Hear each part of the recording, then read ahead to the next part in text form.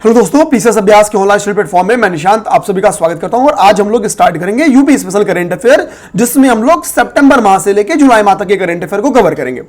इसमें अराउंड 40 के करीब में टॉपिक्स मैंने शामिल किए हैं, फैक्ट्स भी हैं, इंपॉर्टेंट चीजें भी हैं, बहुत सारी चीजें हैं। प्रयास मेरा है कि इसके अलावा यूपी स्पेशल में कुछ और देखना ना पड़े, बट कभी भी रिस्क नहीं लेंगे। आप कोशिश करो कम से कम एक 6 मंथली अभी मार्केट में आ चुकी है, उसको उठा के पढ़ो। लास्ट में तो आई दृष्टि आएगी, वो अपने पूरे साल का रिवीजन हमारा हो जाएगा। मेरा एक पूर्ण कोशिश यही है कि किसी को भी करंट अफेयर में ऐसा ना लगने दूं कि मेरा करंट अफेयर से प्रीलिम्स रुक गया, ये ना लगे। अब देखो भैया, इंपॉर्टेंस क्या है, तो बिना इंपॉर्टेंस के तो मैं क्लास स्टार्ट करता ही नहीं हूं। यूपी पीसीएस में यूपी स्पेशल करंट अफेयर के क्वेश्चन मिनिमम 4 के करीब क्वेश्चन आते हैं, और आरओ में तो इसकी संख्या और ज्यादा बढ़ जाती है। और आप सब जानते ही हो यार कि करंट अफेयर के क्वेश्चंस को ट्रेडिशनली लिंक कराते हुए मैं क्लासेस लेता हूं, तो जाहिर सी बात है इस क्लास की और भी ज्यादा आपकी इंपॉर्टेंस है ट्रेडिशनल यूपी स्पेशल के क्वेश्चंस को तैयार करने में। तो लगभग 1.5 घंटे करंट अफेयर की क्लास जाएगी। एक रिक्वेस्ट है भाई, एकदम नया प्लेटफॉर्म है, 2.5 महीने के करीब में राउंड हुआ प्लेटफॉर्म को ले।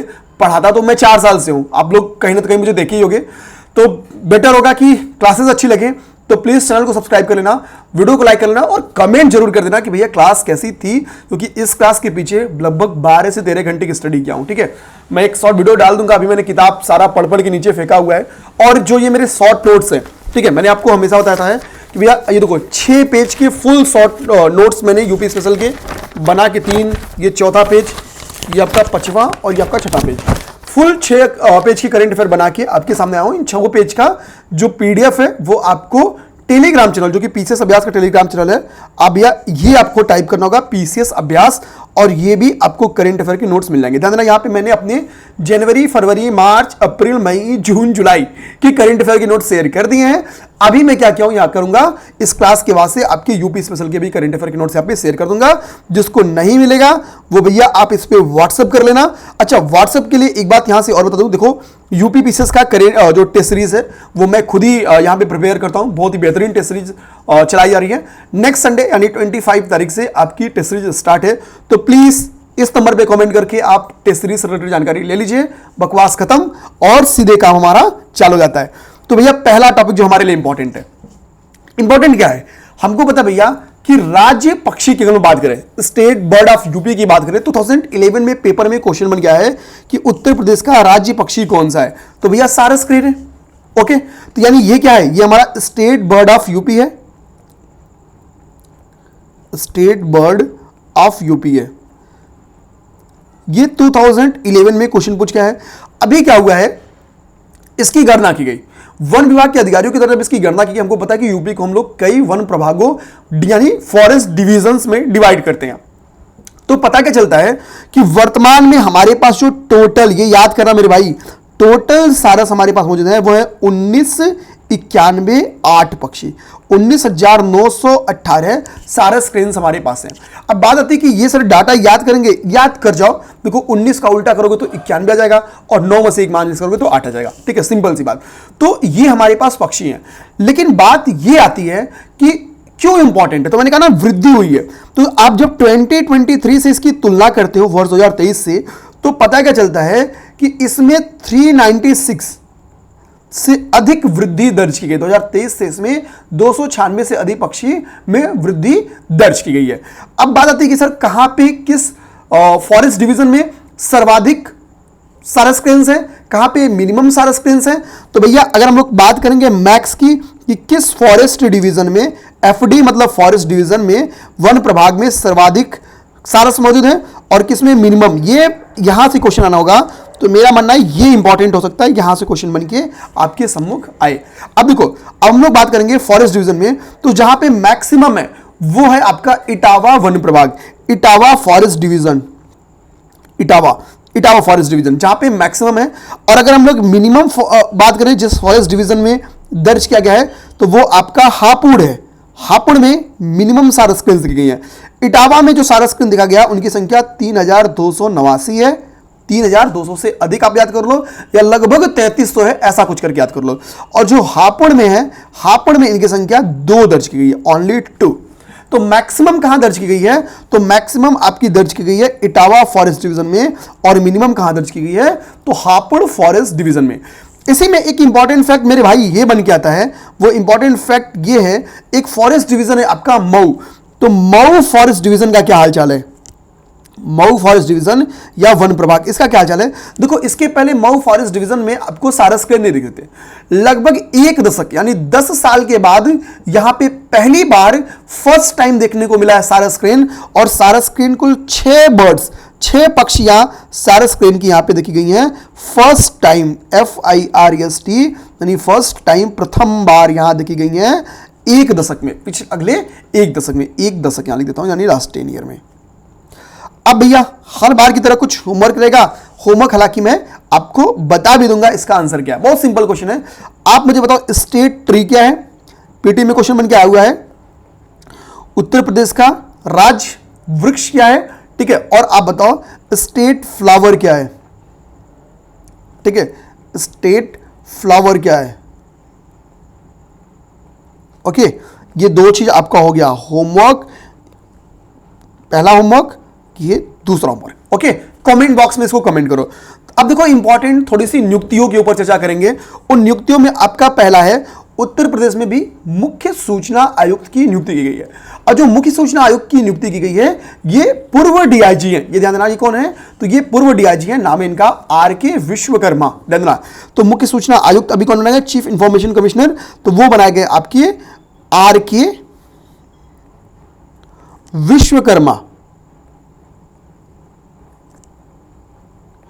अच्छा, कोई आप में से बताएगा क्या कि इनका कार्यकाल, जो कार्यकाल कितना रहता है, कार्यकाल के ऊपर कोई चर्चा, ठीक है, जैसे बता देता हूं मैं, 3 ईयर या 60, 5 ईयर या 60, ठीक है, 5 ईयर या 65, मतलब समझे ना, 3 साल या 60 वर्ष की उम्र, 5 साल या 60 वर्ष की उम्र, 5 साल या 65 वर्ष की उम्र, डी ऑप्शन इनमें से कोई नहीं, ठीक है। क्या सही आंसर कमेंट करो। इलाहाबाद हाईकोर्ट मुख्य न्यायाधीश, ध्यान देना, इलाहाबाद हाईकोर्ट के अभी मुख्य न्यायाधीश के तौर पे किसको नामित किया गया, तो अरुण भंसाली, ठीक है, ध्यान देना, न्यायमूर्ति अरुण भंसाली, न्यायमूर्ति अरुण भंसाली जी को। ओके, और अजीज कुरैशी जी जिनका हाल ही में हो गया निधन, ये इंपॉर्टेंट इसलिए है, ये राज्यपाल रहे हैं। देखो राज्यपाल में आप कुछ चीजें याद करना, जैसे कभी भी कोई ऐसा राज्यपाल बने जो भैया कभी सपोज किसी महत्वपूर्ण इंस्टीट्यूशन में पहले रहा हो, ठीक है, जैसे मान लो भाई कोई कहां पर हो, कोई सपोज CBI में रहा हो, ठीक है, IBM, मतलब कुछ भी ऐसा किसी बड़े इंस्टीट्यूशन में रहा हो, तो वो राज्यपाल बनता है, फिर आपके लिए इंपॉर्टेंट होगा। कोई जज रहा हो, राज्यपाल बनता है, इंपॉर्टेंट रहेगा। या यूपी का कोई राज्यपाल इसके पहले रहा हो, उनकी निधन हो गई हो, तो इंपॉर्टेंट है। जैसे अजीज कुरैशी जी वर्ष 2014 में, ईयर 2014 में 2014 में क्या है, उत्तर प्रदेश के कार्यकारी राज्यपाल रहे हैं। ओके, कार्यकारी राज्यपाल रहे हैं,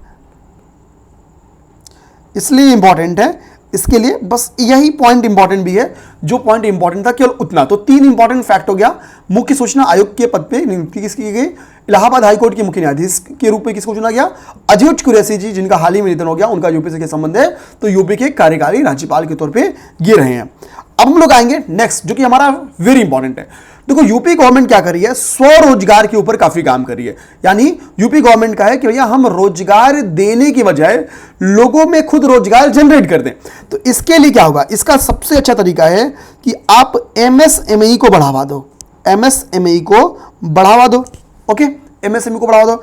और MSME को बढ़ावा देने का सबसे अच्छा तरीका क्या है कि MSME कोई भी माइक्रो, स्मॉल, ठीक है, मीडियम इंटरप्राइजेस खोल रहा है, तो उसको चाहिए फंड। तो फंड की जरूरत क्या करोगा भाई, बैंक तो देगी, लेकिन बैंक कैसे देगी, कुछ गारंटी पे रखवाएगी, फिर ऋण लेके देगी। तो अगर इनको ऋण मुक्त, ध्यान देना, सॉरी ब्याज मुक्त ऋण मिल जाए, सॉरी ब्याज मुक्त ऋण मिल जाए, तो फिर तो मतलब चंगा चंगा हो गया, ब्याज मुक्त ऋण मिल जाए। तो इस योजना के तहत गवर्नमेंट यही करेगी, मुख्यमंत्री युवा उद्यम विकास योजना के तहत, कि भैया आपको हम ब्याज मुक्त ऋण दिलवाएंगे। इसमें गवर्नमेंट का टारगेट है आने वाले 10 ईयर्स में, गवर्नमेंट का टारगेट है कि आने वाले 10 ईयर में ठीक है, 10 लाख MSMEs को, ठीक है, क्या होगा, इस योजना का लाभ मिले। यानी हर साल इस योजना से 1 लाख MSME को बेनिफिट यानी लाभ प्रदान कराने की कोशिश की जाएगी। अब बात आती है कि इस योजना में पात्रता क्या है। तो इस योजना का पात्रता है कि इस योजना के तहत वही MSME, चाहे वो इंडस्ट्री एरिया के हो, सर्विसेज एरिया के हो, जिनकी अधिकतम 5 लाख रुपए तक की परियोजना को क्या कीजिएगा, ब्याज मुक्त ऋण प्रदान किया जाएगा। अधिकतम 5 लाख रुपए तक की परियोजना को, ये ध्यान देना, अधिकतम 5 लाख रुपए तक की परियोजना को 5 लाख तक की परियोजना को ब्याज मुक्त ऋण मिलेगा आपको परियोजना को। हाँ, इसको चुका देने के बाद 7.5 लाख रुपए का फिर से ब्याज आपको ऋण मिल जाएगा, लेकिन इसके भुगतान के पश्चात। ओके, तो ये आपके लिए इंपॉर्टेंट था, वेरी इंपॉर्टेंट था, यहां से क्वेश्चन बन के आने की पूर्ण संभावना है। तो ये चीज हमने कर दिया, ये आपका मार्च में न्यूज में था, ये मेंस के लिए भी काफी इंपॉर्टेंट है। तो क्वेश्चन जाएगा, मुख्यमंत्री युवा उद्यम विकास योजना का क्या उद्देश्य है, ठीक है, टारगेट इसका क्या है, कैसे कैसे अपने टारगेट को पूरा करेगी। अच्छा, ये इंपॉर्टेंट इसलिए भी है, अगर आप ध्यान रखें कि अभी बजट में क्या किया गया, इसके लिए 1000 करोड़ रुपए का निवेश किया गया इसमें, इसके लिए 1000 करोड़ रुपए इसके लिए आवंटित किए गए। तो ये भी आप दिमाग में रखना, कितने रुपए का आवंटन किया गया है, तो 1000 करोड़ रुपए का आवंटन भी इसके लिए किया गया है। ओके, ये नेक्स्ट क्वेश्चन हमारा, नेक्स्ट क्वेश्चन क्या है, अडानी समूह के गोला बारूद परिसर का उद्घाटन। तो पहली बात कि भैया अडानी समूह के गोला बारूद परिसर का उद्घाटन कहां किया गया और किसके द्वारा किया गया। तो भैया किया गया इसका उद्घाटन आपकी कानपुर में। किसके द्वारा किया गया, तो योगी जी के द्वारा, ठीक है, जो कि हमारे क्या है, चीफ मिनिस्टर है। योगी जी ने क्या किया, इसका उद्घाटन किया। ये आप देखेंगे, ठीक है, अडानी डिफेंस एंड एरोस्पेस का उद्घाटन कानपुर में योगी जी ने किया। ये इंपॉर्टेंट है, डायरेक्टली ये बहुत ज्यादा इंपॉर्टेंट है। अडानी डिफेंस कॉम्प्लेक्स की स्थापना कहां की गई, तो वो किया गया कानपुर में। अब देखो, कानपुर के संदर्भ में कुछ इंपॉर्टेंट फैक्ट्स जो कि पीटी में आप देखोगे, पीवाईक्यू अगर आप ध्यान से पढ़ रहोगे तो पूछे गए हैं। जैसे पहली बात जो इसके बारे में पूछी गई, वो क्या पूछी गई है, तो कानपुर के संदर्भ में पूछा गया कि भाई महर्षि वाल्मीकि आश्रम कहां स्थित है। तो महर्षि वाल्मीकि आश्रम यहीं पे है, महर्षि वाल्मीकि आश्रम। ओके, दूसरी बात, कानपुर देहात का हेडक्वार्टर पूछता है। कानपुर देहात का पेपर आप उठा के देख जाओ, कई बार पूछा है कि भाई इसका हेडक्वार्टर कहां पे है, तो अकबरपुर, ध्यान देना, अकबरपुर या अकबरपुर माटी, अकबरपुर माटी इसका हेडक्वार्टर है। तीसरा जो इंपॉर्टेंट बात है, यहां की एयरपोर्ट का नाम पूछता है, भाई इस एयरपोर्ट का, लखनऊ एयरपोर्ट का क्या नाम है, कानपुर एयरपोर्ट का नाम क्या नाम है, तो चकेरी, देना, चकेरी एयरपोर्ट यहां पे स्थित है, एयरपोर्ट। तो ये 3 ट्रेडिशनल नॉलेज आपके पास पहुंच गए, ठीक है, ये बात होगी। तो क्वेश्चन ये भी बन कह सकता है कि हाल ही में योगी जी ने कानपुर में गोला बारूद परिषद की किस समूह की या किस कंपनी के गोला बारूद परिषद की उद्घाटना की, तो अडानी समूह का। पेपर में क्वेश्चन हेडिंग से भी बन के आ सकता है। नेक्स्ट क्वेश्चन हम लोग ध्यान देंगे। नेक्स्ट क्वेश्चन के पहले मेरे भाई देखो, टेस्ट देना इस परीक्षा में बहुत जरूरी है। आप कितना भी पढ़ लो, उसका आकलन करना सबसे ज्यादा इंपॉर्टेंट होता है।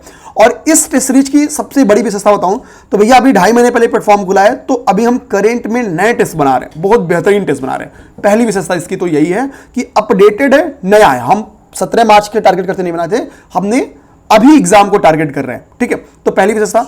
दूसरी बात देखो, अभी इसमें क्या है, ये दोनों मानदंड में। दूसरी बात इसमें क्या है ना, आप अगर आरओ का भी बैच ज्वाइन करते हो तो दोनों बैच की फीस केवल 1200 रुपए है। मतलब 10 टेस्ट आपके फुल लेंथ यूपीपीसीएस में है और 10 टेस्ट आपके फुल लेंथ आरओ में है। तो दोनों टेस्ट सीरीज आपकी हो जाएगी केवल 1200 रुपए में आपको मिल जाएगी, यानी 20 टेस्ट सीरीज केवल 1200 रुपए है। अच्छी बात इसमें यह है कि पूरा टेस्ट सीरीज डिस्कशन किया जाएगा, ठीक है, मेरे द्वारा और रमन सर के द्वारा। और ये टेस्ट सीरीज का डिस्कशन अभी ध्यान देना, केवल एक टेस्ट सीरीज का डिस्कशन स्टार्ट हुआ है। सितंबर माह में आपकी टेस्ट सीरीज का डिस्कशन स्टार्ट होगा। सितंबर माह में ही आपकी 200 टेस्ट सीरीज का डिस्कशन करके यूपी पीसीएस का कंप्लीट कर जाएगा। फिर यूपी के पीसीएस के प्री के बाद आरओ के पेपर का डिस्कशन कर दिया जाएगा। तो ये बैच आपकी आने वाले संडे को यानी 25 तारीख से स्टार्ट है। बहुत ही बेहतरीन है। एक बार टेस्ट आप जुड़ के जब ज्वाइन करोगे, हर दिन जब आपका टेस्ट कंप्लीट होता है तो उसके बाद से मैं और रमन सर में से कोई ना तो कोई आपसे गूगल मीट करेगा, बातचीत करता है। तो टेस्ट की बहुत ज्यादा इंपॉर्टेंस है, यूनिक टेस्ट अपने आप में, ठीक है, बहुत ही यूनिक फीचर्स के साथ। तो इससे आप जुड़ सकते हैं। जुड़ने के लिए करना क्या होगा भैया, तो यहां पे नंबर दिया गया है 7800043424। इस पे कर लेना मैसेज करके बोल देना हमको चाहिए टेस्ट सीरीज, आपको इंफॉर्मेशन भेज दिया जाएगा। तो ये हो गया हमारा प्रचार, जो कि है बहुत जरूरी। ओके, अब हम लोग आते हैं अपने नेक्स्ट क्वेश्चन पे। नेक्स्ट क्वेश्चन आपका है स्वरवेद, ठीक है, स्वरवेद मंदिर। देखो स्वरवेद मंदिर एक 7 मंजिला मंदिर है। ये एक बहुमंजिला इमारत है, 7 मंजिला मंदिर है, ध्यान देना। और ये इस मंदिर की विशेषता ये है कि इसमें भगवान की पूजा नहीं की जाती है, इसमें देवी देवता की पूजा नहीं की जाती है, बल्कि योग की पूजा की जाती है। ध्यान देना, यहां योग साधना की पूजा की जाती है। क्यों इंपॉर्टेंट है, ठीक है, योग साधना की पूजा।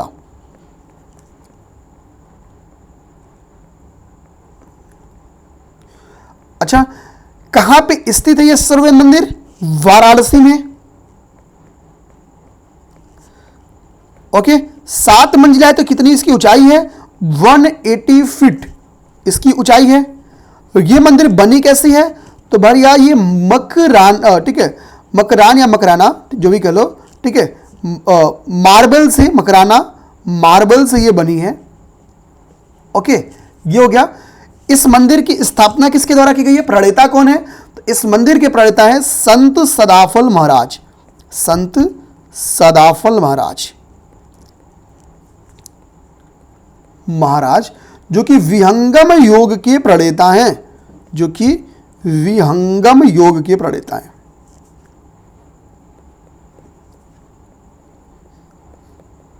तो पहले क्वेश्चन का जो होमवर्क दिया था, देखिए भैया आप लोग अगर आंसर कर दियोगे तो ठीक है, नहीं क्योंकि बता देता हूं। स्टेट ट्री देखो आपका अशोक है, अशोक है। फ्लावर में आप बताओ क्या भैया पलास इसका सही आंसर है या नहीं है?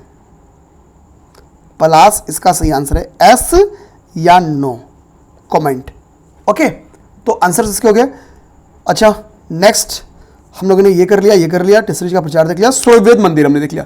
तो ये आपके लिए इंपॉर्टेंट हो गया ना भाई, स्वरवेद मंदिर बहुत क्लियर तरीके से कंप्लीट हो गया। नेक्स्ट अच्छा देखो भैया, अनुपूरक बजट तो रमन से डिटेल में पढ़ाएंगे। तो यहां हम लोग बजट पढ़ने नहीं आए, कुछ इंपॉर्टेंट बात है जो पेपर में क्वेश्चन पूछ सकता होता। तो जो आपकी अनुपूरक बजट पेश की गई है वो कितने करोड़ रुपए का है, एक तो पेपर में जा सकता है।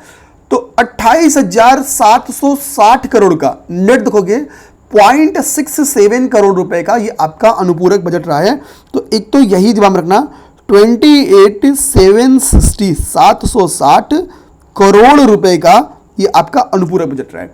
इस अनुपूरक बजट के समय जब शीतकालीन सत्र के दौरान इसको पेश किया गया तो कुछ योजना की बात की गई जो कि पेपर में मेरे हिसाब से सबसे ज्यादा इंपॉर्टेंट था। इसी के लिए उन 2 योजनाओं के संदर्भ में मैंने आपसे क्वेश्चन कराने जा रहा हूं। एक तो है विश्वकर्मा श्रम सम्मान योजना और एक है यूपी डाटा सेंटर नीति का क्रियान्वयन। धन्यवाद। पहला क्या है? विश्वकर्मा श्रम Samman Yojana.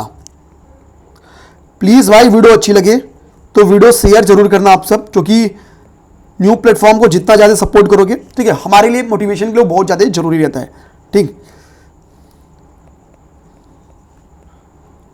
UP data centre नीति के क्रियान्वयन के लिए कितना बजट रखा गया है इसको देखते हैं। देखो भैया, इसके लिए आपका है 2000 crore rupees, sorry 2000 crore rupees Vishwakarma श्रम सम्मान योजना के लिए, और यहां पे 100 करोड़ रुपीस है यूपी डाटा सेंटर नीति के क्रियान्वयन के लिए। यह इंपॉर्टेंट था। डिटेल चर्चा बजट के ऊपर चूंकि रमन सर करेंगे तो वहां देख लेंगे। ये 3 इंपॉर्टेंट फैक्ट यहां पर रख लो। अनुपूरक बजट था कितने का, ठीक है, और ये 2 योजनाओं के लिए कितना क्रियान्वित किया गया, कितना बजट लगाया दिया गया है। नेक्स्ट देखेंगे साइबर आपकी स्टेशन की स्थापना। ये तो भैया बहुत इंपॉर्टेंट है, इतना इंपॉर्टेंट है ये मेंस के लिए भी बहुत ज्यादा इंपॉर्टेंट रखता है। साइबर एनसीआरबी की साइबर क्राइम की रिपोर्ट आई थी, तो उसमें यूपी को सबसे ज्यादा साइबर क्राइम वाली स्टेट बोला गया। एनसीआरबी ने बोला था कि total 71% of ransomware attack cases reported from UP, यानी रैंसमवेयर के 71% केसेस एनसीआरबी के अनुसार, नेशनल क्राइम रिकॉर्ड ब्यूरो के अनुसार कहां दर्ज किए गए?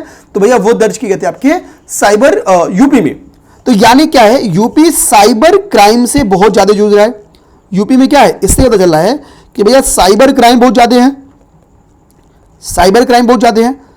अच्छा, ऐसा नहीं कि साइबर क्राइम ही यूपी में ज्यादा है, यूपी में साइबर क्राइम की अगर हम लोग कन्विक्शन रेट भी देखें, यानी सजा दिलवाने की अगर दर देखें, तो वो भी नेशनल रेट से ज्यादा है। अच्छी बात यह है, मेंस में कभी आप यूज करना इसको, कि जो यूपी का कन्विक्शन रेट है, यानी सजा की जो दर है इसमें जो, ठीक है, वो क्या है, आपके नेशनल जो रेट है वो क्या है 46.5%, ये नेशनल रेट आपका। लेकिन यूपी की हम लोग बात करेंगे तो ये 87% प्लस है, लगभग 88% है आपका स्टेट रेट। यानी एक उपलब्धि है कि भाई कन्विक्शन रेट में यूपी में क्या है, सर्वाधिक है। तो यूपी गवर्नमेंट इसी के लिए बहुत एक्टिवली और काम कर रही है।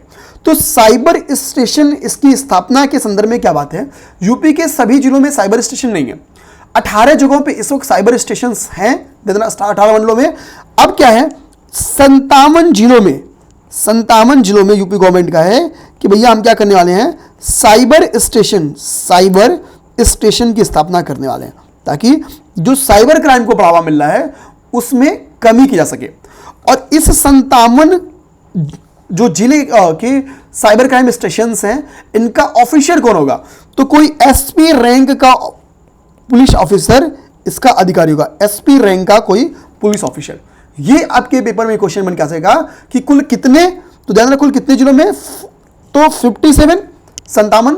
मोदी जी का सीना कितना है, 56 इंच का, 56 में एक जोड़ दोगे 57, एक कदम आगे। ओके, एक तरीका और है, 75 हमारे पास क्या है, डिस्ट्रिक्ट है, 18 माइनस करो, मंडल अपने पास कितने हैं, 18 माइनस करोगे तो अभी आपके 57 डिस्ट्रिक्ट आ जाएंगे। तो ऐसे भी पहुंच सकते हैं, 57 याद करो, चाहे जैसे याद कर लो। एसपी रैंक का ऑफिसर, ये जो दो आपको बताएं अब तक, एनसीआरबी की डाटा बताएं और ये बताएं, ये आपके मेंस में काम आएगा, प्रीलिम्स में यहां से क्वेश्चन नहीं आएगा। ओके, नेक्स्ट आ जाओ भैया।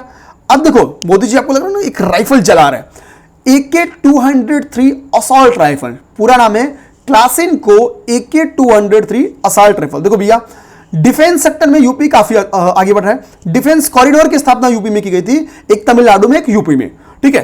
तो जाहिर सी बात है, यहीं से एक इंपॉर्टेंट फैक्ट क्या निकल के आया है आपके क्लासिनको AK-203 असॉल्ट राइफल के संदर्भ में, कि हमको पता है, ठीक है, हमको क्या पता है, पहले ये देखते हैं। अमेठी के कोरवा में हमको पता है एक ज्वाइंट वेंचर है, संयुक्त उद्यम है, किसका, इंडो रशियन, इंडिया और रशिया का इंडो रशियन राइफल प्राइवेट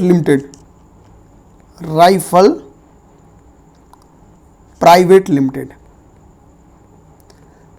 ये ज्वाइंट वेंचर कहां पे है, ये ज्वाइंट वेंचर आपकी अमेठी में है, अमेठी के कोरवा में। ये अमेठी वर्ड आपको याद रखना होगा।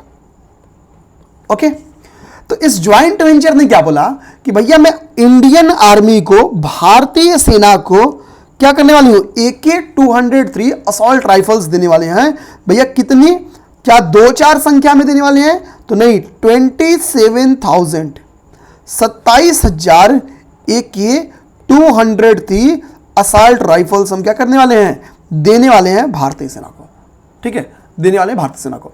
ये एक ज्वाइंट वेंचर है। तो ये भी हम लोग समझ गए कि AK-203 असॉल्ट राइफल किसके साथ ज्वाइंट वेंचर है, कितना भारतीय सेना को मिलने वाला है, वगैरह वगैरह। कहां पे स्थित है, तो अमेठी के कोरवा में ये कंपनी स्थित है। Okay, next question. अब हमको ये बताओ, होमवर्क ले लो मेरे भाई, कि भैया जो आपकी ISFR रिपोर्ट आती है, तो ISFR रिपोर्ट में यूपी के कितने % एरियाज में वनावरण और वृक्षावरण है, ये तो क्वेश्चन हो गया मेरा। ये आपको बनाना है कमेंट बॉक्स में कमेंट करके, ठीक है। ISFR रिपोर्ट वन के अकॉर्डिंग, आईएसएफआर रिपोर्ट 2021 के अकॉर्डिंग। ओके, अच्छा अब देखो मोदी जी ने क्या किया था, एक योजना चलाई थी, एक पेड़ मां के नाम। ये सेंट्रल गवर्नमेंट की योजना थी, एक पेड़ मां के नाम। ये सारी बातें जो कह रहा हूं मेरे भाई कहीं नोट करना, हालांकि मैं दूंगा आपको नोट, बस आप क्लास ध्यान से रखते चलो। एक पेड़ मां के नाम नामक योजना चलाई। इस योजना का उद्देश्य क्या था, ताकि वृक्षावरण में बढ़ावा मिल सके, फॉरेस्टेड एरिया यूपी के या भारत के बढ़ सके। इसी को ध्यान में रखते हुए योगी जी ने पेड़ लगाओ पेड़ बचाओ अभियान स्टार्ट किया, जिस अभियान के तहत लगभग 36.5 करोड़ वृक्षों का वृक्षारोपण किया गया। यह अपने आप में एक रिकॉर्ड है। कितना? 36.5 करोड़ वृक्षों का वृक्षारोपण किया गया। योगी जी ने जब इस पेड़ लगाओ पेड़ बचाओ जन अभियान की स्टार्ट किया, तो इन्होंने लखनऊ में अकबरपुर में हरिशंकरी का पौधा का वृक्षारोपण किया। ध्यान देना, हरिशंकरी वृक्षारोपण पौधे का इन्होंने क्या किया था, वृक्षारोपण किया। कहां पे? अकबरपुर में। अब जो हरिशंकरी का पौधा होता है, ध्यान देना, इसके पीछे पौराणिक कथाएं हैं। सिंपल बात समझना, पीपल, बरगद और पाकड़ के सम्मिलित रूप को, कि सम्मिलित रोपण को हम लोग क्या कहते हैं, हरिशंकरी का पौधा कहते हैं। पीपल, भाई इसको गूगल करके निकाला हूं, ठीक है मुझे भी, बरगद और पाकड़ का सम्मिलित रोपण।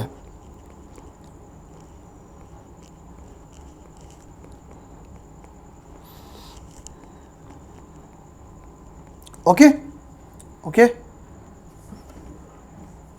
ये किसका हो गया? ये मोदी जी का हो गया, ये मोदी जी का हो गया और ये योगी जी का हो गया। ठीक है, तो हरिशंकरी पौधा क्या है, कहां पे, ये समझ गए। अब देखो बात यही इतनी नहीं दोस्त, योगी जी ने जिस इस योजना को पेड़ लगाओ पेड़ बचाओ अभियान को स्टार्ट किया था 20 जुलाई को। आप बोलोगे सर 20 जुलाई याद करेंगे, मत याद करो, आप बस ये याद करो कि 20 जुलाई को क्या मनाया जाता है। होमवर्क है, कमेंट बताओ। अभी मित्र वन जैसे पढ़ा लूंगा, बताऊंगा 20 जुलाई को क्या मनाया जाता है, तब तक आप कमेंट कर दो। मित्र वन ध्यान देना, मित्र मतलब हमारा कोई पड़ोसियों का कोई मित्र होगा। तो भारत यूपी का एक ही पड़ोसी देश है, उसका नाम है नेपाल। तो ये क्या है, यूपी नेपाल के बॉर्डर एरियाज पर को फॉरेस्टेड करने का, वहां पे वृक्षारोपण को बढ़ावा देने की एक स्कीम है यूपी नेपाल के बीच में। तो मित्रवन किसके किसके बीच में है, यूपी और नेपाल के जो बॉर्डर एरियाज है वहां पे। ठीक है, एक बार ध्यान देना, यूपी पीसीएस ने क्वेश्चन पूछा हुआ है, वो क्वेश्चन पूछा है the largest canal of UP, the largest canal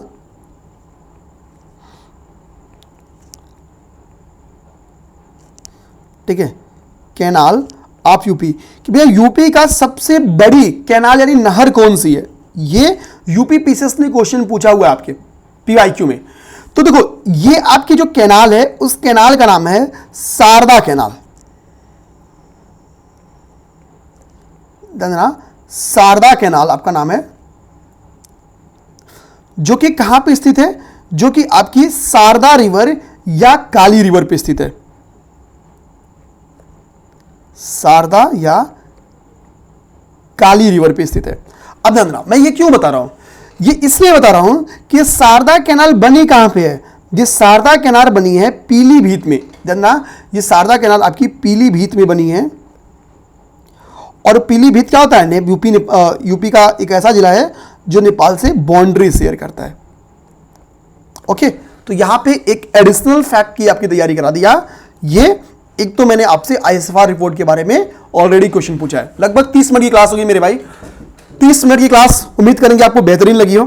Lok Sabha चुनाव परिणाम हम लोग देखेंगे, और ये चुनाव परिणाम हम लोग देखेंगे केवल और केवल यूपी के नजरिए से। यहां भी क्वेश्चन पूछूंगा।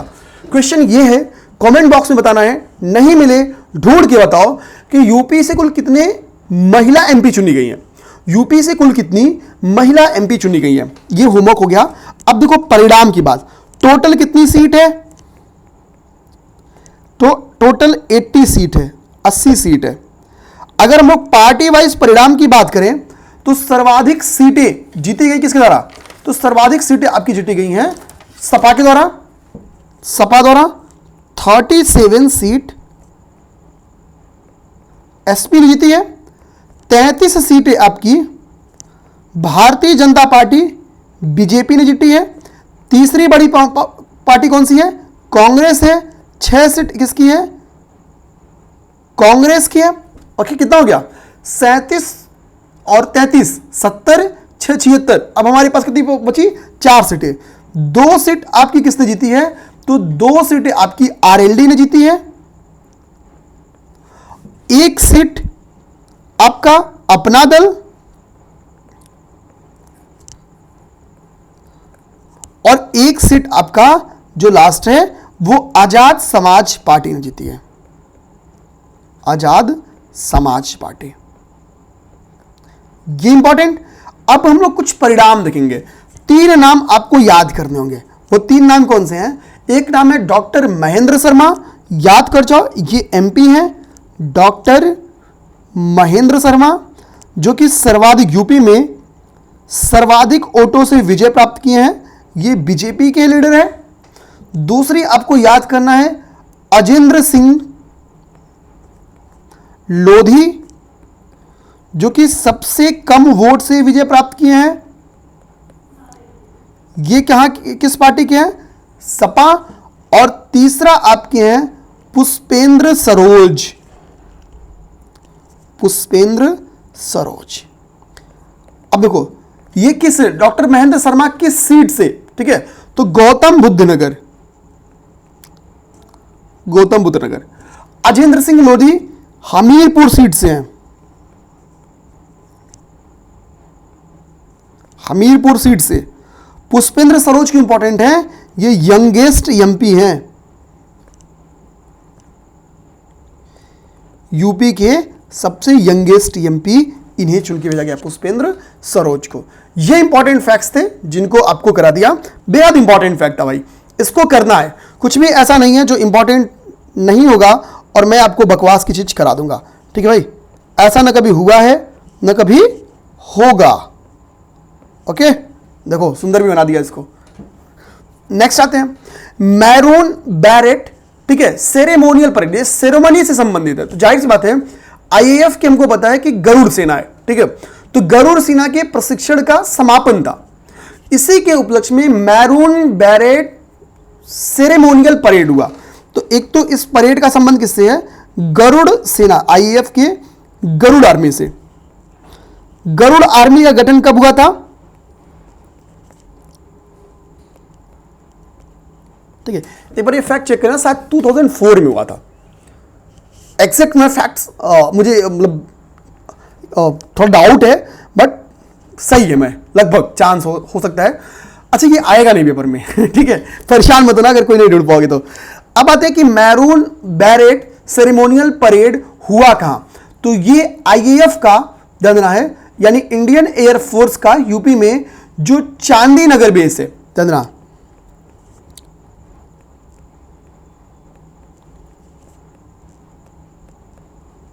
चांदी नगर यूपी, ये परेड यहीं पे किया गया। तो ये हो गया आपके लिए इंपॉर्टेंट बात।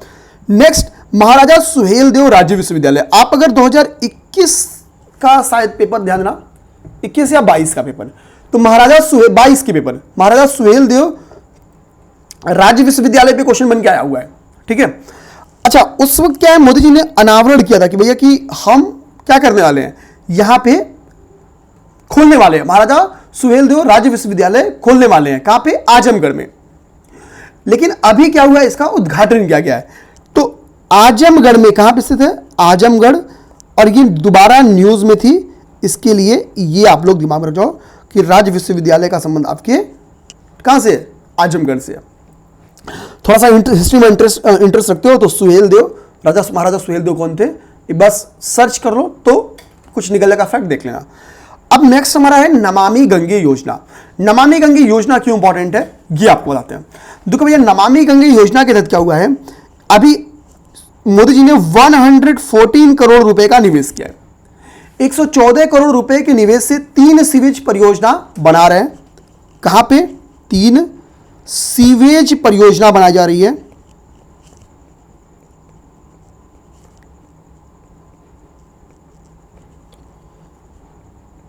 ओके, जो 3 सीवेज परियोजना बनाई जा रही है वो प्रयागराज, इटावा और जौनपुर में। प्रयागराज, इटावा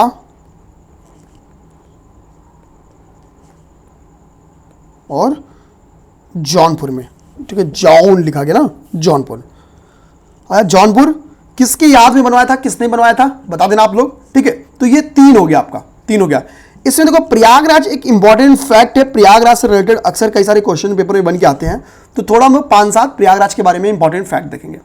प्रयागराज के बारे में पहला फैक्ट क्या है भैया, हमको पता है आजाद पार्क, जिसको आप लोग आज जानते हो, उसका पहले नाम क्या था, अल्फ्रेड पार्क था।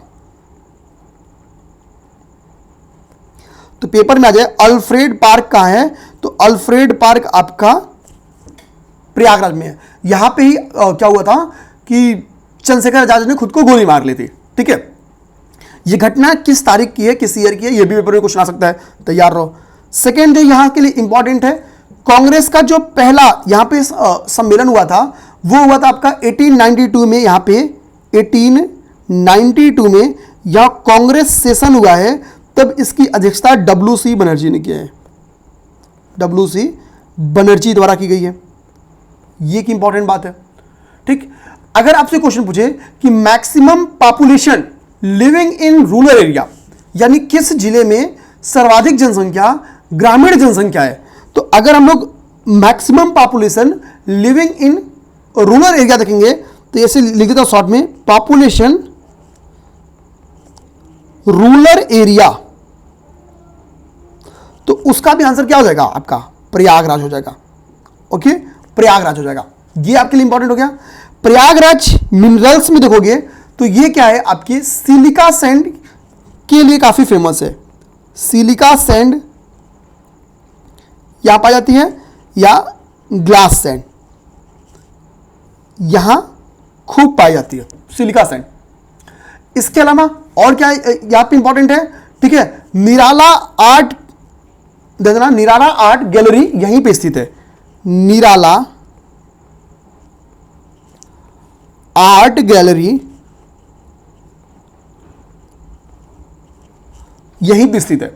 ओके, एक फैक्ट अगर आप लोग यहीं पे प्रयागराज के बारे में और इंपॉर्टेंट ध्यान दे पाओ तो वो आपका है Sheeladhar Institute of Soil sciences.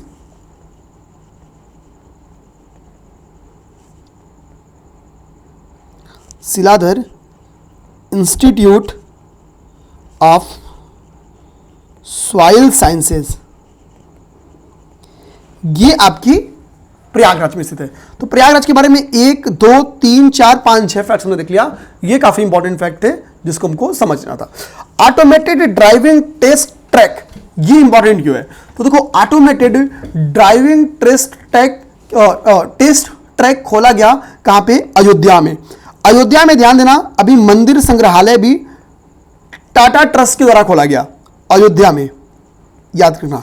दूसरी बात, ये ऑटोमेटेड टेस्ट ट्रैक बना कौन रहा है, तो मारुति सुजुकी अपना पहला सुजुकी ऑटोमेटेड टेस्ट ट्रैक कहां बना रही है, तो वो बना रही है अयोध्या में। नेक्स्ट हमारा है हर घर जल योजना। भाई पेयजल हर जगह मौजूद हो, इसके लिए हमने क्या किया, हर घर जल योजना स्टार्ट किया। तो यूपी में सर्वाधिक कनेक्टिविटी, देना हर घर जल योजना में सर्वाधिक कनेक्ट कहां पे पाई गई है, यूपी ने प्रदान किया है। यूपी इस मामले में रैंक 1 है इस स्कीम के इंप्लीमेंट करने में। यूपी में कुल ध्यान देना है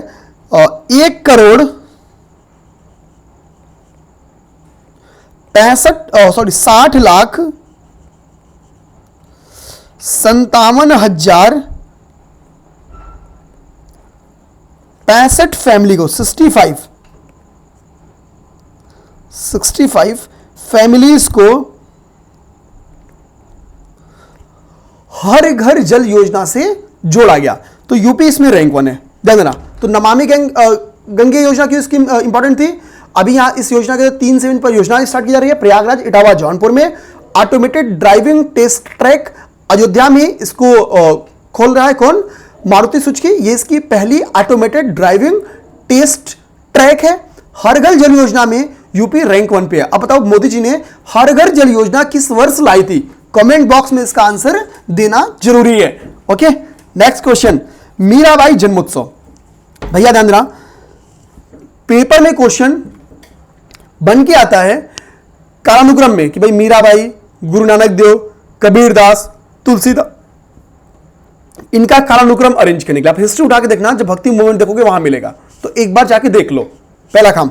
दूसरी बात इंपॉर्टेंट ये है, अभी इनके जन्मोत्सव मना, इनका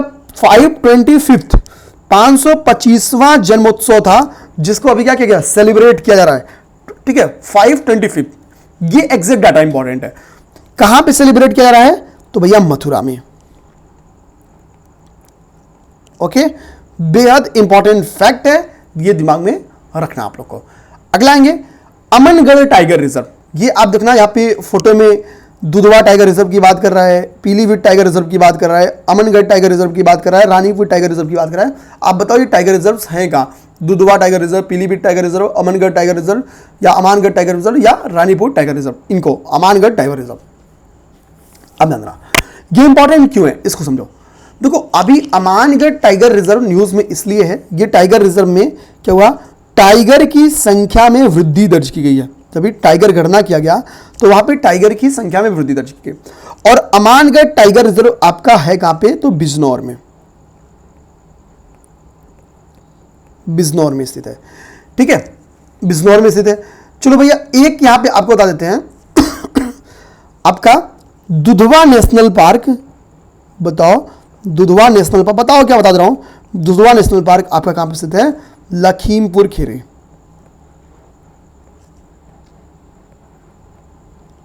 लखीमपुर खीरी में स्थित है।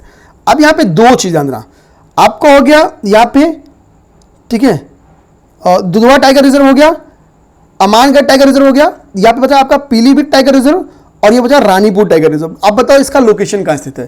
तो ये आपका पीलीभीत होमवर्क हो गया और रानीपुर भी आपका होमवर्क हो गया। दो होमवर्क हो गया कमेंट बॉक्स में बताने के लिए। Okay, next aqua park. Next हमारा क्या इंपॉर्टेंट है? Aqua park. गोरखपुर की सदर तहसील, ना एक्वा पार्क अगर शहर पूछे कि एक हाल ही में यूपी गवर्नमेंट ने एक्वा पार्क की स्थापना कहाँ की, तो गोरखपुर ने की। गोरखपुर में जानना सदर तहसील, उसका नाम है तालकंदला। जानना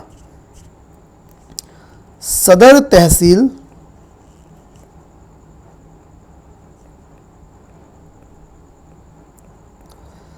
तालकंदला,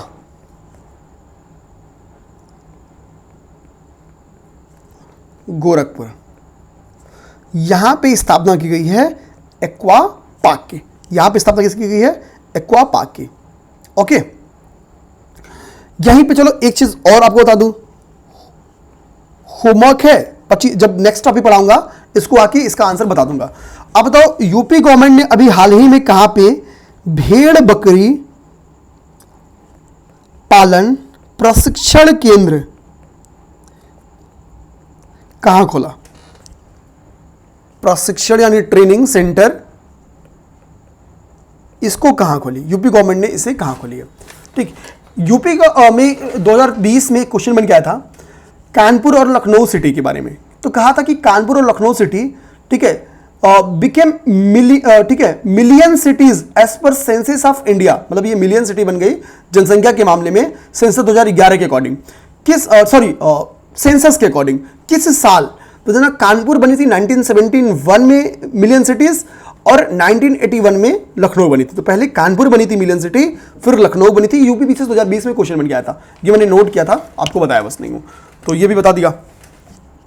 ओके, 25वीं वार्षिक घुड़सवारी प्रतियोगिता, एक तो 25वीं है, 25th annual horse riding competition. ठीक है, ये पुलिस दिख रहोगे, तो पुलिस ट्रेनिंग सेंटर कहां पे है? मुरादाबाद में स्थित है। उम्मीद करेंगे आप सब डिप्टी एसपी बनो और पहुंचो मुरादाबाद, बहुत मजा आएगा। ठीक है, वहीं आप सबसे मिलने आएंगे। तो इसमें विक्ट्री पाया है कौन? तो विक्ट्री पाया है भीमराव अंबेडकर पुलिस अकादमी मुरादाबाद। अंबेडकर पुलिस अकादमी, ओके, अकादमी मुरादाबाद। आप जाओगे, यहीं आपकी चलेगी ट्रेनिंग। ओके, तो बढ़िया कोशिश करेंगे कि मैक्स टू मैक्स लोग प्रीलिम्स निकालो, पहुंचो यहां ट्रेनिंग करने, प्री निकाल के नहीं, सब कुछ निकाल के भाई। नेक्स्ट हमारा है मनोरथा गौशाला।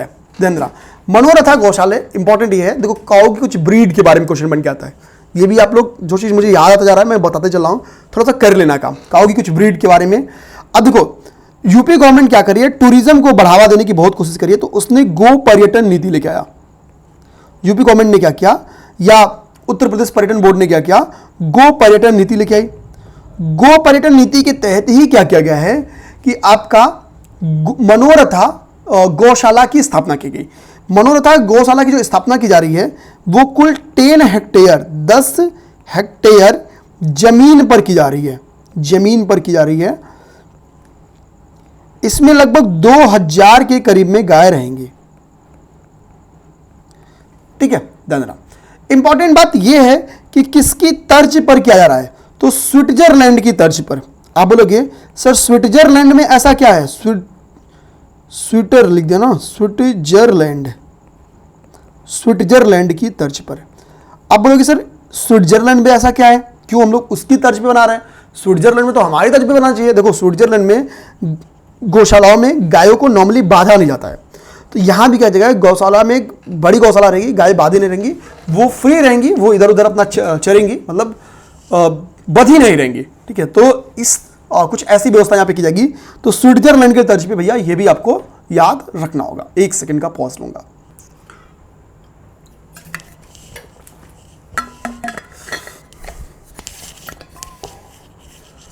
अच्छा ये ठीक है, मनोरथा गौशाला हो गया। नेक्स्ट अब हमारी बारी आती है, अगला देखते हैं।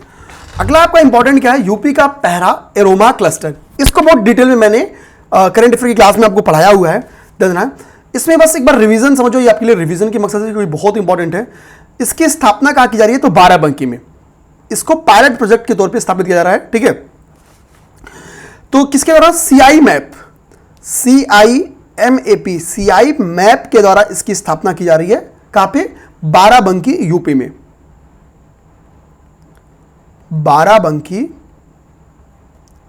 में। अब देखना, सीआई मैप मतलब Central Institute of Medicinal and Aromatic Plant, C से सेंट्रल, आई से Institute of Medicinal Aromatic Plant. तो एपी का मतलब यहां पे क्या है, एरोमेटिक प्लांट सी है, यानी सुगंधित पौधे की बात करता है। बाराबंकी में इसको पायलट प्रोजेक्ट के तौर पे इसको स्टार्ट किया गया है। अब देखो बाराबंकी के ऊपर प्री में कुछ क्वेश्चंस बन के आए हुए हैं, अक्सर आते हैं। ठीक है, बाराबंकी में क्वेश्चन आता है कि भाई कि पॉलीफाइबर इंडस्ट्री कहां पे स्थित है, तो पॉलीफाइबर इंडस्ट्री आपका बाराबंकी में स्थित है। ध्यान, यूपी का फर्स्ट, ध्यान, पॉलीफाइबर या पॉलिस्टर फाइबर फैक्ट्री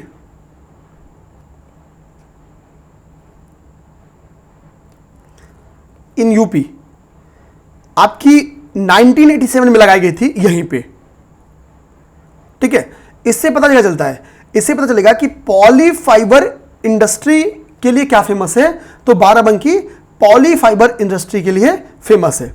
यहां पे एक मेला लगता है मेरे भाई, याद करना, वो है देवा शरीफ मेला, या देवा मेला भी बोलते हैं उसको, देवा फेयर या देवा मेला के नाम से जानते हैं। ओके, देवा मेला के नाम से। ये देवा मेला क्यों लगता है, यहीं पे आपका हाजी वारिस अली शाह का मकबरा है, टॉम्ब है इसके लिए। तो हाजी, ठीक है, वारिस अली शाह का यहां पे मकबरा है, वहीं पे ये लगता है। मकबरा को इंग्लिश में टॉम्ब कहते हैं। ओके, वही लगता है। तो ये हमारे लिए इंपॉर्टेंट था, ये हमने देख लिया। नेक्स्ट हमारे लिए है आम महोत्सव। भैया ठीक है, आम तो आपने खूब खाया। अब आम महोत्सव में हो क्या है, देखो हम आम महोत्सव क्यों बना रहे हैं, ताकि आम के, क्योंकि यूपी में आम का उत्पादन बहुत होता है, आम के निर्यात में कई सारे जो जिले हैं वो आम के उत्पादन में अग्रणी हैं। तो भाई आम के निर्यात को बढ़ावा दिया जाए, तभी तो आम में लोग क्या करेंगे, इंटरेस्ट लेंगे कि भाई और प्रोडक्शन करते हैं और करते हैं। तो इसके लिए तो यूपी गवर्नमेंट ने क्या किया है, कुछ इंपॉर्टेंट फैक्ट्स हैं जो हम देखेंगे।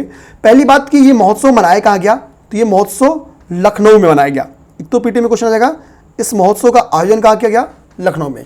दूसरा आपको आ जाएगा, इसमें एक बात बोली गई है कि यूपी से इस बार आम कहां, तो जापान एंड मलेशिया, इन जगहों पे क्या होगा, आम को निर्यात किया जाएगा। एक्सपोर्ट कहां किया जाएगा, जापान एंड मलेशिया में। यही नहीं, यूपी में एक बहुत फेवरेट आम पाया जाता है, उस आम का नाम क्या है, दशहरी आम है, दशहरी आम। ठीक है, इस बार दशहरी आम का एक्सपोर्ट किया जाएगा कब, कहां, तो भैया ये अमेरिका को किया जाएगा, अमेरिका को। और डाटा कहता है 160 ईयर बाद, 160 ईयर बाद अमेरिका में हम लोग क्या कर रहे हैं, आम को, दशहरी आम का या आम का बेसिकली एक्सपोर्ट कर रहे हैं। 160 साल की हिस्ट्री में तो ऐसा नहीं हुआ है कि हम दशहरी आम को एक्सपोर्ट किया हो अमेरिका में। तो दशहरी आम, ठीक, ये आपके करेंट से इंपॉर्टेंट है। ट्रेडिशनली क्या इंपॉर्टेंट है वो ध्यान देना। एक तो आपके पेपर में क्वेश्चन यूपी पीसीएस ने इसके पहले आप सब ध्यान देना, तो बना के पूछिए कि वो कौन सा वैरायटी है आम का, वो कौन सा वैरायटी है जो मैक्सिमम एरिया में उपजाया जाता है, यूपी के मैक्सिमम एरिया में उपजाया जाता है। तो which variety grown on the maximum area in UP. ठीक है, तो अगर वो देखेंगे तो वो है Dasheri variety, Dasheri variety.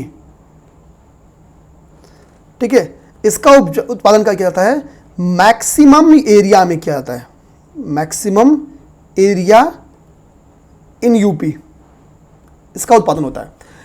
UP में भी अब ध्यान देना, खासतौर पे जो लखनऊ वाला बेल्ट है आपका, ये पेपर में क्वेश्चन बना भी है कि जो मलिहाबाद रीजन है वो क्या है, लखनऊ का, वो लार्जेस्ट प्रोड्यूसर है दशहरी का।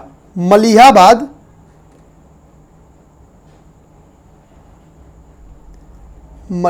क्षेत्र जो कि लखनऊ का है, वो क्या है, ये लार्जेस्ट प्रोड्यूसर है, लार्जेस्ट प्रोड्यूसर है, लार्जेस्ट प्रोड्यूसर। ये पेपर में क्वेश्चन बन गया है, अपनी तरफ से नहीं लिख रहा मेरे भाई, तो आप लोग एकदम निश्चित रहा। भारत में जो आम भेजे जाते हैं, निर्यात किए जाते हैं, उसको ब्रांड क्या आता है, नवाब आम के नाम से उसको क्या कहता है, ब्रांड किया जाता है, ब्रांडेड बाई नवाब आम, नवाब आम के नाम से ब्रांड किया जाता है। ये सब एडिशनल फैक्ट हो गया आपका। ठीक है, ये सब एडिशनल फैक्ट हो गया जिसको हम लोग ध्यान से देख लिए। नेक्स्ट, यूपी मदरसा अधिनियम। तो भैया यूपी मदरसा अधिनियम कब आया, 2004 में। ठीक है, हाई कोर्ट ने इसको असंवैधानिक घोषित कर दिया था। ठीक है, हाई कोर्ट ने इसको असंवैधानिक घोषित कर दिया था, हालांकि सुप्रीम कोर्ट में इसको चैलेंज दे दिया गया है, जिसमें हाई कोर्ट के फैसले को भी रोक दिया गया। तो यहां पे क्वेश्चन आ सकता है, यूपी मदरसा अधिनियम कब बना, 2004। होमवर्क यहां पे ले लो, यूपी की राजकीय भाषा दो है, हिंदी और उर्दू। तो उर्दू कब यूपी की राजकीय भाषा बनी, ईयर बता दो भैया, पीवाईक्यू में पूछा गया क्वेश्चन है। ओके, हर्षद श्रीवास्तव, बहुत प्राउड मोमेंट है। हर्षद श्रीवास्तव हैं कौन, तो भैया ये आईआईटी कानपुर के स्टूडेंट हैं, पीएचडी के छात्र हैं, अर्थ साइंस विभाग, धन्यवाद। ये आईआईटी कानपुर के अर्थ साइंस विभाग के पीएचडी के स्टूडेंट हैं।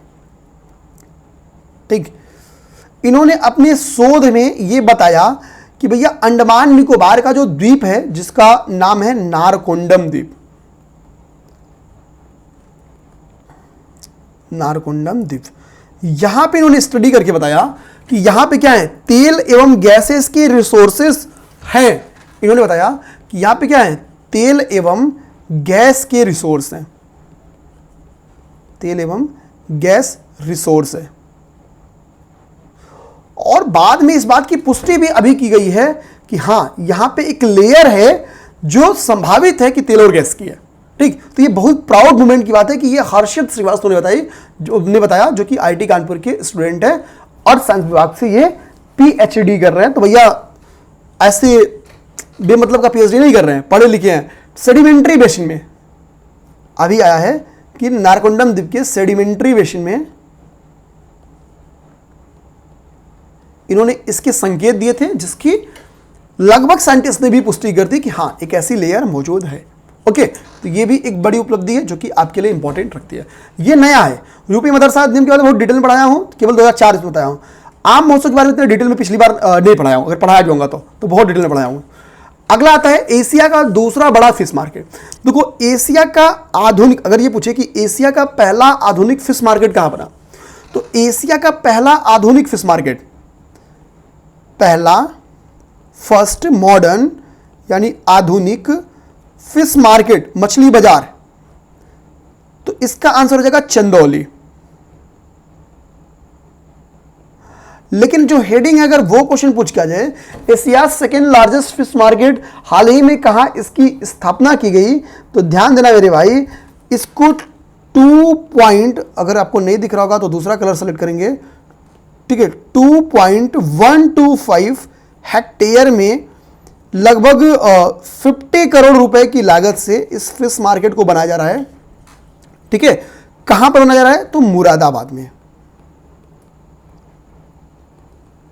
मुरादाबाद में। ओके, ये इंपॉर्टेंट हो गया। राष्ट्रीय महिला आयोग के प्राप्त शिकायतों में यूपी अग्रणी। अभी पता किया कि बहुत बवाल हुआ था, ठीक है, योगी जी को बहुत मतलब इधर था तो थोड़ा सा जो समय था उनका बहुत टफ समय था। ठीक है, अब आते हैं हम लोग ये देखते हैं, ठीक है, इस क्वेश्चन को देखते हैं। आइए, तो 2024 में डाटा क्या बताती है महिला आयोग की, वो कहते हैं कि इन 2024 में महिलाओं की जो शिकायत मिली है उनको, यानी राष्ट्रीय महिला आयोग को, वो 12,648 शिकायतें मिली हैं, जिनमें से 6,492 शिकायत किसके हैं, अकेले यूपी का है। तो मैक्सिमम शिकायत किसको मिला है, यूपी का है। तो यानी महिला हिंसा में यूपी क्या है, अग्रणी है। और खासतौर पे इन शिकायतों में जो महिलाओं की शिकायतें मिली हैं, उसमें से 3,567 शिकायतें, यानी 50% से भी लगभग 60% प्लस शिकायतें महिला की गरिमा से जुड़े मुद्दे से संबंधित है, गरिमा के अधिकार से जुड़े हैं। यानी वुमेन हिंसा में यूपी कहने का मतलब है रैंक 1 पे है। ये बात बता रही है राष्ट्रीय महिला आयोग। अच्छा, राष्ट्रीय महिला आयोग की अध्यक्षा कौन है, तो राष्ट्रीय महिला आयोग की बेवजह अध्यक्षा बोल दे तो रेखा शर्मा। ओके, ये राष्ट्रीय महिला आयोग की अध्यक्ष है। ओके, ये जानना आपको। यूपी के बाद से अगर ध्यान देना तो यूपी के बाद से दिल्ली का बारी है, दिल्ली के बाद से महाराष्ट्र का। ओके, दिल्ली के बाद से महाराष्ट्र का, ये हो गया। नेक्स्ट आओ, यूपी गवर्नमेंट ने हलाल लिखे हुए उत्पादों की बिक्री पर प्रतिबंध बना दिया और इसमें सजा का प्रावधान कर दिया। भाई अगर कोई नियम का उल्लंघन करेगा तो तत्संबंधी जो प्रचलित कानून है उसके अनुसार उनको सजा दी जाएगी, उस पर वगैरह वगैरह बोली गई है। इंपॉर्टेंट बात यह है कि ऐसा प्रतिबंध किसने लगाया, तो यूपी ने लगाया। एक तो क्वेश्चन बन के ये आ सकता है कि हाल ही में ban the sale of products, ठीक है, जो मतलब हलाल लेबल से जो प्रोडक्ट्स बेचे जाते थे तो उसको बैन कर देगा यूपी गवर्नमेंट ने। अच्छा, ये ध्यान देना, ना केवल खाद्य पदार्थ, ध्यान देना, केवल खाद्य पदार्थ पे ही नहीं, इन उत्पादों में आपकी दवाएं भी शामिल हैं। खाद्य पदार्थ हो या दवाएं हो, दोनों ही रूप में इनको बैन कर दिया गया है। ओके, ये इंपॉर्टेंट है। जनजातीय संग्रहालय, अभी यूपी गवर्नमेंट ने 3 जगहों पे, 3 डिस्ट्रिक्ट में जनजातीय संग्रहालय बनाई है। ध्यान देना, उसका नाम है मिर्जापुर, सोनभद्र और महाराजगंज,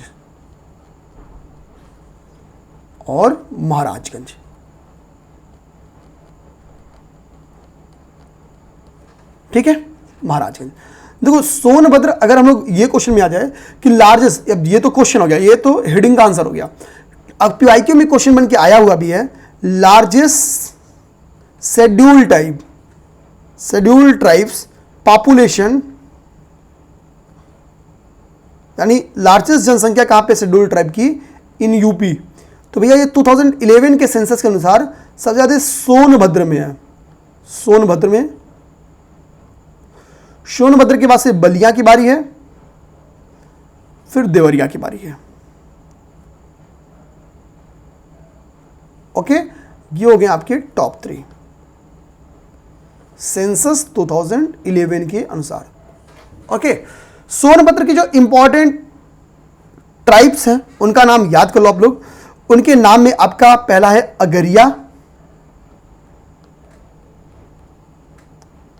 अगरिया AGARIY अगरिया, बैगा BAIGA बैगा, ठीक है, भुइया, भूइया, ठीक है, BHUIYA भुइया, और हो गया पहरिया, परहिया है,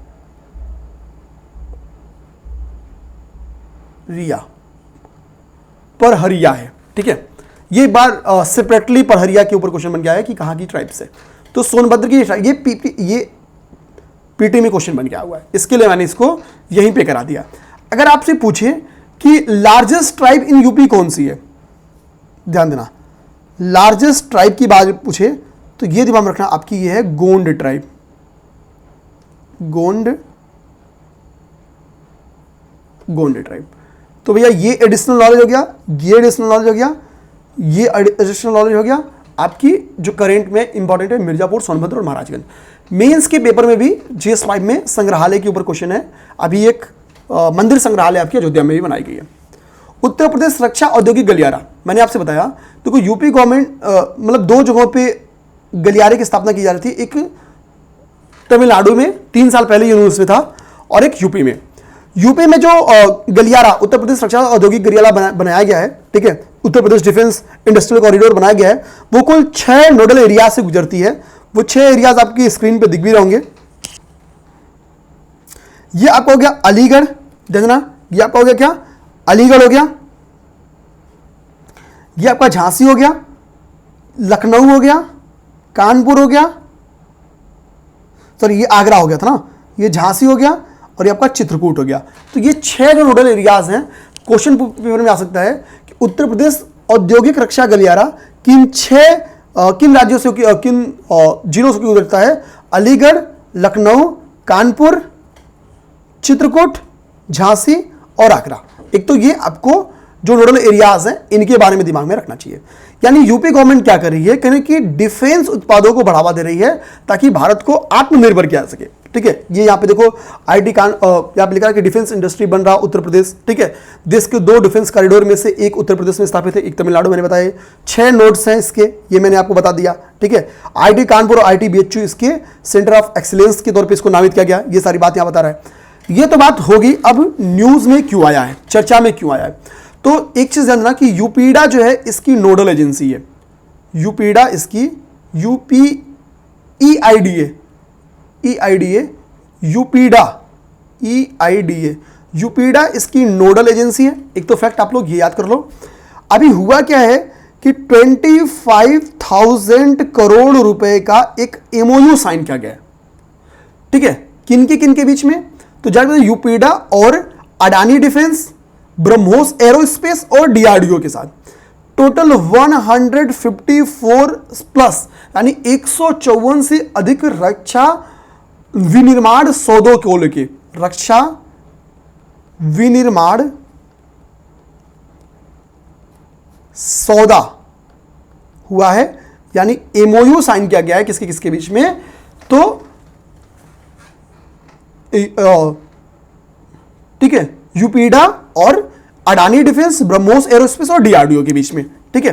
तो इसी की वजह से ये 154 भी आप लोग दिमाग में रखना, 154 से अधिक विनिर्माण समझौतों के लिए 25,000। इसी में एक लाइन वो लिखी थी जो AK-203 असॉल्ट राइफल था उसके बारे में, तो वो तो मैंने चूंकि पहले ही बता दिया तो वहां पे ये बता नहीं रहा हूं, ठीक है। बाकी सारी चीज मैंने आपको बता दी।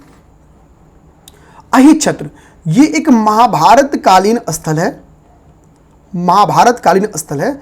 अभी उत्तर प्रदेश टूरिज्म डिपार्टमेंट ने क्या किया गया है, अहिच्छत्र को उत्तर प्रदेश के पर्यटन स्थलों की सूची में, उत्तर प्रदेश के पर्यटन स्थल सूची में नामित कर दिया है।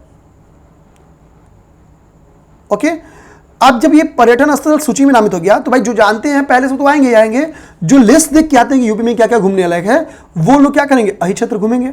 अहिच्छत्र है कहां पे, पेपर में क्वेश्चन आता है कि कहां पे स्थित है, तो उत्तर प्रदेश के बरेली जिले में आपको मिलेगा। झुमका गिरा ले बरेली के बाजार में, बरेली जिले में ये स्थित है। ओके, ये क्वेश्चन बन के आ सकता है, ये मेंस के लिए भी इंपॉर्टेंट है, ध्यान देना है। अगला आपका है सुपर स्पेशलिटी ब्लॉक, ध्यान देना, super speciality block. Central government की किस स्कीम है? पीएम स्वास्थ्य सुरक्षा योजना। सेंट्रल गवर्नमेंट की किस स्कीम है? उसका नाम है पीएम स्वास्थ्य सुरक्षा योजना, प्रधानमंत्री स्वास्थ्य सुरक्षा योजना। इसी स्वास्थ्य सुरक्षा योजना स्कीम के अंतर्गत, ठीक है, इस सुपर स्पेशलिटी ब्लॉक की स्थापना की गई है। कहां पे? कानपुर में। कानपुर में कहां? तो कानपुर का जो जीएसवीएम मेडिकल कॉलेज है, जीएसवीएम मेडिकल कॉलेज है, वहां पे जीएसवीएम मेडिकल कॉलेज है, ठीक है। गणेश शंकर विद्यार्थी मेमोरियल मेडिकल कॉलेज, ठीक, यहां पे सुपर स्पेशलिटी ब्लॉक के समय कई सारे चीजों की जांच यहां पे होगी। ओके, नेक्स्ट हमारा है सूर्य तिलक परियोजना। मोदी जी आप देखोगे लाइव इसको देख रहे थे, ठीक। भारतीय उसको हम क्या बोलेंगे, एस्ट्रो, ठीक है, खगोल भौतिकी विज्ञान का इसमें काफी रोल है, ठीक है। उसने मतलब इस सूर्य तिलक परियोजना को पूरा ऑपरेट किया था। तो सूर्य तिलक परियोजना क्या है? तो भैया रामनवमी के अवसर पर, ध्यान देना, चैत्र मास में रामनवमी के अवसर पर 12 बजे सूर्य तिलक किया गया था भगवान राम की मूर्ति को, ठीक है। तो एक तो चैत्र मास आप लोग याद रखो, चैत्र मास में, ओके, रामनवमी के अवसर पर कितने बजे सूर्य तिलक किया गया था?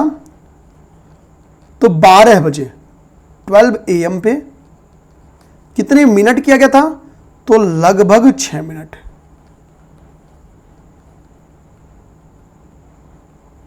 ये इंपॉर्टेंट है। ओके, नेक्स्ट, तहसील स्तर पर अग्निशमन केंद्र।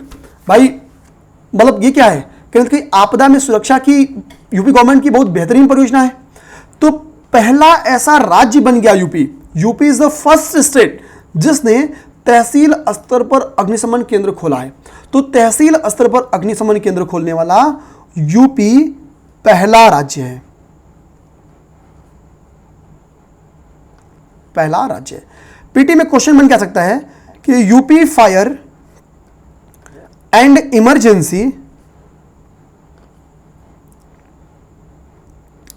इमरजेंसी सर्विसेज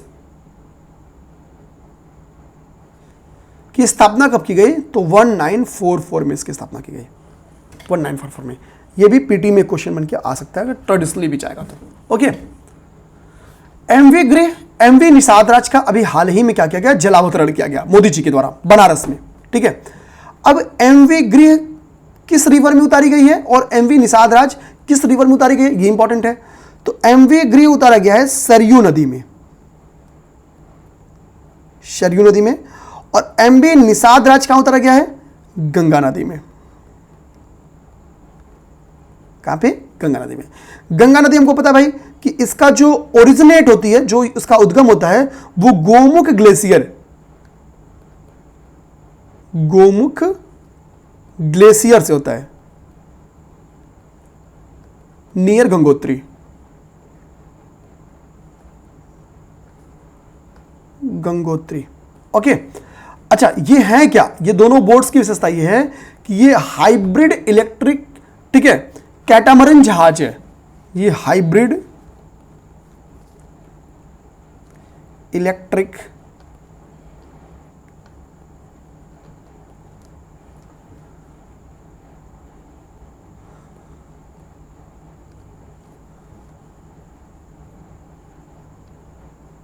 ओके जहाज। नेक्स्ट आपका है सलखन जीवाश्म पार्क। यहां पे हजारों साल के पुराने जीवाश्म की मौजूदगी है। ये यूपी में स्थित है सलखन जीवाश्म पार्क। ये सलखन जीवाश्म पार्क उत्तर प्रदेश के सोनभद्र में स्थित है, ठीक है। सोनभद्र के बारे में अभी आपने जस्ट देखा ही होगा, ठीक है। तो अभी ये न्यूज में क्यों आई है? मैंने आपको जुलाई माह की करंट अफेयर में बढ़ाया है 46वीं 46th विश्व धरोहर समिति की बैठक के बारे में, जिसकी इस बार अध्यक्षता भारत ने किया है। विश्व धरोहर समिति के बारे में। इसी समिति की जो बैठक हुई थी वो नई दिल्ली में हुई थी भारत की अध्यक्षता में, और इसको पेश किया गया था कि इसको क्या किया जाए कि विश्व धरोहर लिस्ट में इसको शामिल किया जाए, हालांकि इसको शामिल नहीं किया गया, यूपी गवर्नमेंट के द्वारा इसको पेश किया गया था। आप ध्यान देना कि अहोम साम्राज्य से संबंधित असम के एक लोकेशन को, जिस लोकेशन या जिस स्थल का संबंध मिस्र के जो वो उसको क्या पिरामिड बोलते हैं जो दफनाया जाता है उनका ना, वो मम्मी बोलते थे शायद उसको, उससे मैच करता है, यानी उनकी टीलों को दफनाने की परंपरा थी अहोम साम्राज्य में, ठीक है। उसका नाम बता सकते हो कि वो कौन सा लोकेशन है जिसको इसमें शामिल किया गया। पूरी कहानी बता दिया, बस उस लोकेशन का नाम आप लोग बताओ। और पहली बार असम के किसी कल्चरल, याद रखना ये कल्चरल है, पहली बार असम के किसी कल्चर या पूरी नॉर्थ ईस्ट के किसी कल्चरल लोकेशन को क्या किया गया है कि मतलब इसको विश्व धरोहर लिस्ट में शामिल किया गया है, विश्व धरोहर लिस्ट में शामिल किया गया है। ये मैंने पढ़ाया है, ठीक है, तो ये इंपॉर्टेंट है, आप उम्मीद करेंगे बताएंगे। सोनभद्र के बारे में मेरे भाई एक चीज और आप ध्यान में रखना, सोनभद्र आपका लाइम स्टोन के लिए बड़ा फेमस है। लाइम स्टोन सोनभद्र में आपको के बहुत ज्यादा पाए जाते हैं। सोनभद्र के साथ साथ ये मिर्जापुर में भी पाया जाता है, तो मिर्जापुर प्लस सोनभद्र,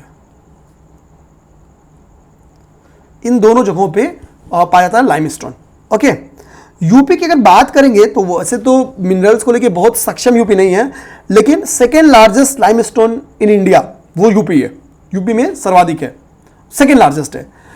दिसंबर माह में पीएम मोदी की वाराणसी यात्रा हुई थी, वहां पे उन्होंने 2-3 शिलान्यास किया था, तो मुझे लग रहा है वो इंपॉर्टेंट हो सकता है आपको, तो वो हम लोग देख लेते हैं। केवल 2 इंपॉर्टेंट, एक तो फ्रेट कॉरिडोर जो उनका प्रोजेक्ट था, फ्रेट कॉरिडोर या फ्रेड कॉरिडोर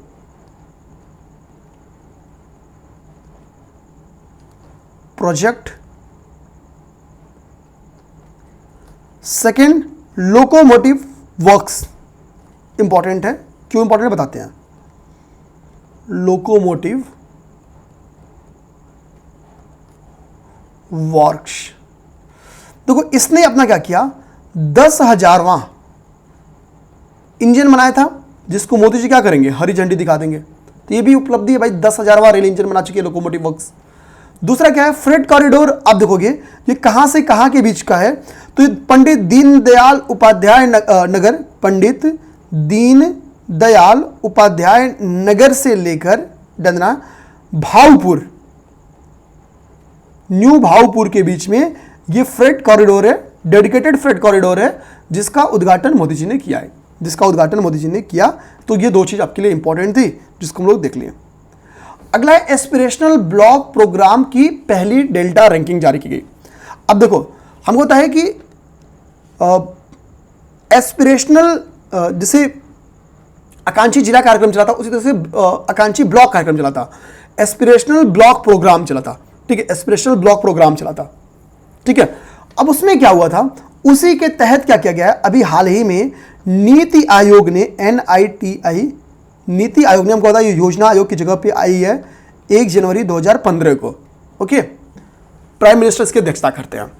तो नीति आयोग की पहली एस्पिरेशनल ब्लॉक प्रोग्राम की डेल्टा रैंकिंग जारी की गई है। अब ये डेल्टा रैंकिंग कहती क्या है, तो ये डेल्टा रैंकिंग विश्व के मतलब लगभग 500 जो एस्पिरेशनल ब्लॉक्स थे उनकी स्टडी करती है, और जिन 2 ब्लॉक्स को टॉप पे रखती है उसमें क्या है, तो पहले नंबर पे आपका Tiryani block, Tiryani Kumuram Bheem block, Kumuram Bheem block, ये फर्स्ट रैंक पे है। सेकेंड नंबर पे यूपी का कौसाम्बी ब्लॉक है, सेकेंड नंबर पे यूपी का कौसाम्बी ब्लॉक है। ये ब्लॉक आप जाना चाहोगे तो तेलंगाना में है। इतना ही नहीं, हुआ क्या कि भाई कि 500 ब्लॉक्स का स्टडी कर रहे हो, और जिन ब्लॉक्स का स्टडी करो, कुछ नॉर्दर्न स्टेट है, कुछ साउदर्न स्टेट है, कुछ वेस्टर्न स्टेट है, कुछ ईस्टर्न स्टेट है, कुछ हिली स्टेट्स हैं, तो इन्होंने क्या किया कि सभी ब्लॉक्स को टोटल ज्योग्राफिकल, अगर हम लोग देखें, ठीक है, ज्योग्राफिकल बेस पे, यानी भौगोलिक आधार पे इन्होंने क्या किया, जियोग्राफिकल बेस पे, ज्योग्राफिकल दृष्टि से 6 कुल टोटल 6 जोन्स में इसको डिवाइड कर दिया, ठीक है। जो जोन 2 है, ध्यान देना मेरे भाई, वो नॉर्दर्न स्टेट, उत्तरी एंड नॉर्दर्न स्टेट के ग्रुप्स को या के ब्लॉक्स को डिसाइड करता है, उसमें यूपी है। ठीक है, नॉर्दर्न में ही भाग, भाई नॉर्दर्न इंडिया के स्टेट में ही यूपी होगा। तो इसमें 6 जोन्स में क्या किया गया है, 2-2 ब्लॉक्स का चयन किया गया है, दो अग्रणी ब्लॉक्स का चयन किया गया है। ठीक है, संजोग की बात से जोन 2 में दोनों ब्लॉक्स यूपी के हैं, दोनों ब्लॉक्स क्या यूपी के हैं। एक है बस्ती का हरैया ब्लॉक, दूसरा गाजीपुर का है विरनो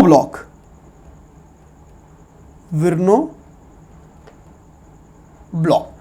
एससीआर के गठन के बारे में एनसीआर के तर्ज पे एससीआर का गठन किया गया था, ये तो पहले से पता है। इसमें कुल आपकी 6 डिस्ट्रिक्ट शामिल हैं, लखनऊ, सीतापुर, रायबरेली,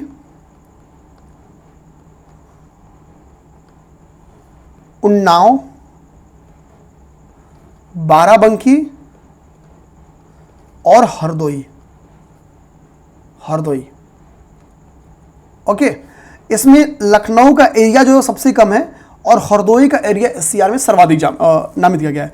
तो यानी हरदोई का एरिया, एच से हरी का एरिया ज़्यादा है, और लखनऊ जो कि ऑलरेडी डेवलप्ड है तो इसका एरिया कम रखा गया है। तो ये सर्वाधिक हो गया और ये सबसे लखनऊ कम हो गया। इसके पास ये ऑर्डर ही है, सीतापुर है, फिर सीतापुर के पास से रायबरेली है, रायबरेली के पास से उन्नाव है, उन्नाव के बाद से बाराबंकी है, बाराबंकी के पास आपका लखनऊ है सबसे कम।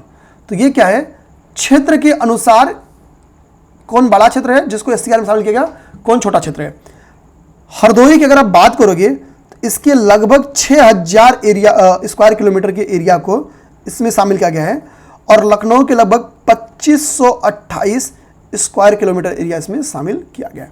तो ये ऑर्डर भी आपका हो गया। नेक्स्ट है 5 नवीन हवाई अड्डे।